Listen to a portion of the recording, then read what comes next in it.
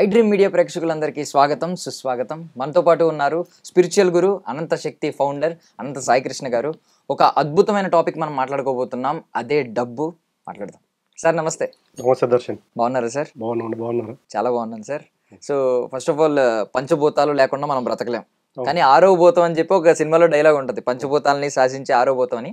శాసించే కాకపోయినా మనల్ని శాసించే ఆరో భూతం డబ్బు.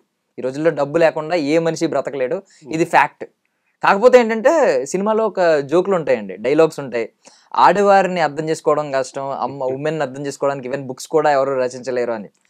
అమ్మాయి కంటే ముఖ్యంగా డబ్బుని ఎవడైతే అర్థం చేసుకుని, డబ్బు గుణాన్ని అర్థం చేసుకుని డబ్బుని సంపాదిస్తాడో వాడు మోస్ట్ సక్సెస్ఫుల్ పర్సన్ ఈ వరల్డ్ అని చెప్పి ప్రపంచం మొత్తం నమ్ముతుంది.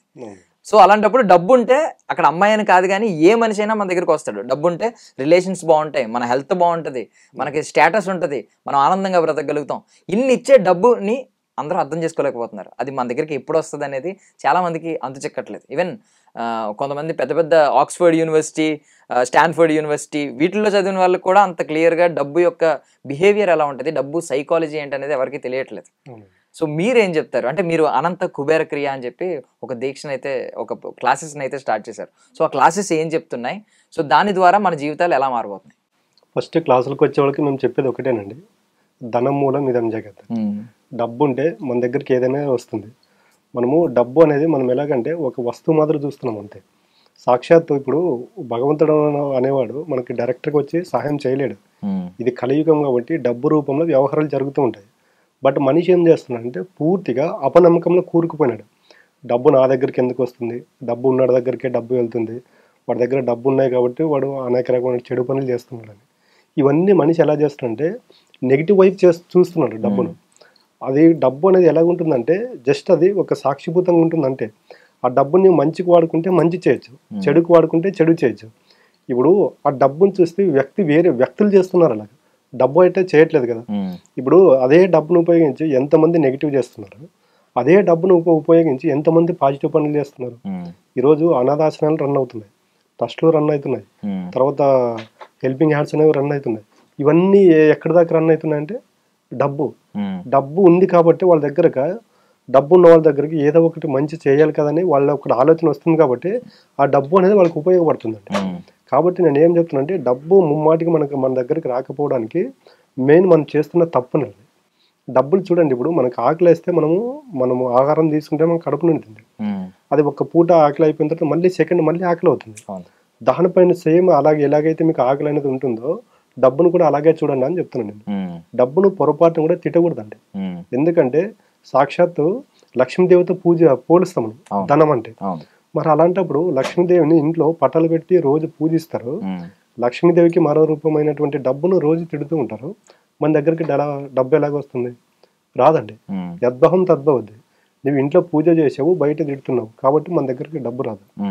మా క్లాసులకు వచ్చే వాళ్ళకి పర్టికులర్గా ఇదే చెప్తామండి. వాళ్ళు అడుగుతారు అనమాట, మళ్ళీ అలాంటప్పుడు మేము డబ్బుతో ఎలా మా ఫ్రెండ్షిప్ చేయాలని. అప్పుడు ఏం చేయాలంటే మనిషి ఒక రోజు మీకు ఈరోజు అన్ని పనులు అయిపోయండి, మీరు ఎప్పుడైతే నిద్రపోతారో నిద్రపోయే ముందు జస్ట్ ఒక 10 నిమిషాలు మీకు మీరు టైం కేటాయించుకోండి. ఆ రోజు ఉదయం నుండి మీకు డబ్బు ఏదే విధంగా ఉపయోగపడింది, మీ డబ్బు ద్వారా ఏ ప్రయోజనాలు పొందారు, ఆ డబ్బు ద్వారా మీరు ఏ రకమైన సంతోషం ఆనందం పొందారు, అవన్నీ ఒకసారి గుర్తు చేసుకుని థ్యాంక్ యూ చెప్పుకుంటూ పడుకున్నప్పుడు ఏమవుతుందంటే మీరు ఆ డబ్బు గురించి ఎప్పుడైతే థ్యాంక్ యూ చెప్పడం మొదలు పెడతారో అది సబ్ కాన్షియస్ మైండ్లో స్టోర్ అవుతుంది. మనం రాత్రి పడుకోబోతున్నప్పుడు చూడండి, మనం దేని గురించి అయితే ఆలోచన చేసుకుంటామో రేపు ఉదయం అది మేనిఫెస్ట్ అవుతుంది. చాలా మందికి తెలియదు. దీని గురించి మనం ఎగ్జాంపుల్ మాట్లాడుకోవాలనుకుంటే, ఈరోజు నైట్ బాధపడుకుంటూ పడుకున్నాం అనుకోండి, రేపు ఏ విధంగా నిద్రలేస్తాం? మనం బాధపడుతూనే లేస్తాం. మరి మనము బాధపడింది నిన్న రాత్రి, మరి ఈ రోజు నిద్ర లేకుండా ఎందుకు మళ్ళీ మనకు అదే గుర్తొస్తుందంటే అది సబ్ కాన్షియస్ మైండ్లో స్టోర్ అయి ఉంటుంది అనమాట. మనం ఎప్పుడైతే పడుకుంటామో మన ఆత్మ అనేది మనం పడుకోబోయే ముందు దేని గురించి అయితే ఆలోచన చేస్తామో ఆ రిజల్ట్ మన కోసం ఇవ్వడానికి మన ఆ సోల్ అనేది తిరుగుతూ ఉంటుంది. ఇది చాలా మంది గ్రహించట్లేదు. కాబట్టి నైట్ పడుకోబోయే ముందు పొరపాటును కూడా డబ్బు ఉన్న వాళ్ళని తిట్టడం కానీ, డబ్బును దూషించడం కానీ, నా దగ్గర డబ్బు లేదు అనే ఆలోచనలు ఎప్పుడైతే పడుకుంటారో అవి ఒకటికి రెండు నెగిటివ్ ఆలోచనలు చేస్తూ పోయినప్పుడు ఏమవుతుందంటే మీ సబ్ కాన్షియస్ మైండ్లో మొత్తము డబ్బు గురించే నెగిటివ్ ఉంటుంది. అలాంటప్పుడు ఏమవుతుందంటే పాజిటివ్ రిజల్ట్ అనేది రాదు. యద్భవం తద్భవతి. నీవు ఒక్క నిమిషంలో 100 ఆలోచనలు తెస్తే దాంట్లో 90% డబ్బు గురించి నెగిటివ్ ఉన్నప్పుడు నీకు డబ్బు అనేది మన దగ్గరికి రాదండి. కాబట్టి డబ్బు పట్ల ఎవరైతే చిన్న చిన్న పొరపాట్లు చేస్తుంటారో ఫస్ట్ వాటిని సరిదిద్దుకుంటూ వస్తాం క్లాసులో. అంటే ప్రాక్టికల్గా మీరు చేస్తున్న తప్పులేంటి, ఈ తప్పులు చేయకుండా డబ్బు పట్ల ఈ విధమైన వ్యక్తిత్వంతో ఉండండి. ఖచ్చితంగా మీ జీవితాలకు కూడా డబ్బు వస్తుంది అన్నప్పుడు ఏమవుతుందంటే వాళ్ళు నిజంగా రియలైజ్ అవుతారు అక్కడ. అంటే ఇన్ని రోజులు మనం తెలియకుండా డబ్బు పట్ల పొరపాటు చేసాము కాబట్టి అవన్నీ పక్కన పెట్టేసి ఈ క్లాస్ అయిపోయిన తర్వాత ఎక్స్పెషల్గా వాళ్ళకు అనంత కుబేర క్రియ అనే క్లాసులో స్వర్ణ ధ్యాన క్రియ అనేది ఉంటుందండి. ఇది ఒక 1 hour ఉంటుంది మెడిటేషన్. అంటే డబ్బు గురించి వాళ్ళ లోపల ఉన్నటువంటి బ్లాక్స్ ఏవైతే ఉన్నాయో వాళ్ళకి ఆ హీలింగ్ ద్వారా వాళ్ళు అక్కడ క్లియర్ చేయడం జరుగుతుందన్నమాట. వాళ్ళు ఇంటికి వెళ్ళిపోయిన తర్వాత ఈ స్వర్ణ ధ్యాన క్రియ అనేది ఏదైతే ఉందో వాళ్ళు డైలీ సాధన చేస్తూ కొంతమంది ఫైనాన్షియల్ ప్రాబ్లం నుంచి బయటపడిన వాళ్ళు కూడా చాలా మంది ఉన్నారు. అద్భుతం. అంటే అనంత కుబేర క్రియ అని పెట్టారు. కుబేరుడి గురించి తెలుసు, మొత్తం పురాణాల్లో అత్యంత ధనవంతుడు ఆయనే. ఈవెన్ వెంకటేశ్వర స్వామికి అప్పిచ్చి వడ్డీ తెచ్చుకునే వ్యక్తి ఆయన. సో అలాంటి పేరు పెట్టారు. సో మార్పులు ఎలా వచ్చినాయండి? అంటే మీ దగ్గర చాలా మంది ఇప్పటికీ 100 మంది క్లాసులు అటెండ్ అయ్యారు. సో వాళ్ళ జీవితాల్లో జరిగిన మార్పుల గురించి ఏమైనా చెప్తారా? వాళ్ళు మీతో పంచుకుంటారు కదా మళ్ళీ. ఖచ్చితంగా అండి. ఎందుకంటే ఇప్పుడు మనిషికి ఏ ప్రాబ్లం అన్నా ఉండొచ్చు, ఫైనాన్షియల్ ప్రాబ్లం అనేది ఉండకూడదు. వాళ్ళకి ఏం చేస్తామంటే డబ్బు పట్ల అప్పటి వరకు ఉన్నటువంటి వాళ్ళ ఆలోచనను, నెగిటివ్ ఆలోచనలు పాజిటివ్గా వాళ్ళ ఆ పాజిటివ్ ఆలోచనలు ఇటువైపు వాళ్ళని మౌల్డ్ చేయడం జరుగుతుంది. ఇప్పుడు పొరపాటును కూడా వాడు ఇంటికి వెళ్ళిన తర్వాత డబ్బును తిట్టడం అనేది జరగదు.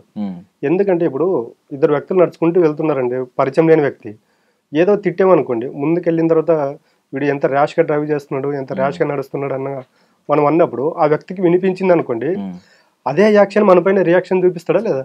అవును. సేమ్ డబ్బు కూడా అలాగేనండి. అదే ఆ వ్యక్తి పోతున్నాడు, ఎంత స్లోగా వెళ్తున్నాడు, ఎంత నీట్గా సైడ్కి వెళ్తున్నాడు అనుకోండి, మన వైపు చూసి నవ్వి వెళ్తాడు. సేమ్ మనం ఇలాంటివన్నీ అక్కడ మీరు డబ్బు పట్ల ఈ విధంగా ఉన్నారు, బయట ఈ విధంగా ఉన్నారు, ఇలాంటి వ్యక్తిత్వంతో ఉన్నారు కాబట్టి మీ దగ్గరికి డబ్బు రావట్లేదని మనం ఎక్స్పెషల్గా ఈ అనంత కుబేర క్రియలో చెప్పడం జరుగుతుంది క్లాసులో. Thank you so much sir, చాలా చక్కటి విషయాలను మాతో పంచుకున్నారు. అనంత కుబేర క్రియలో మేము కూడా పాల్గొంటాం. Thank you. తవ్వుతున్న శివలింగం సరే దాన్ని అట్లా కప్పేసేయండి, చూపించదండి. Krishna is there. మూర్తి పూజ కాదు, సాక్షాత్ బ్రజేంద్ర నందన భగవాన్ ఉన్నారు మూర్తిలో. ఏమీ ఆశించకుండా ఆరాధించే వాళ్ళు కూడా ఉన్నారా ప్రభుజీ? నిజమైన భక్తి అంటే మనకు తెలియదు కాబట్టి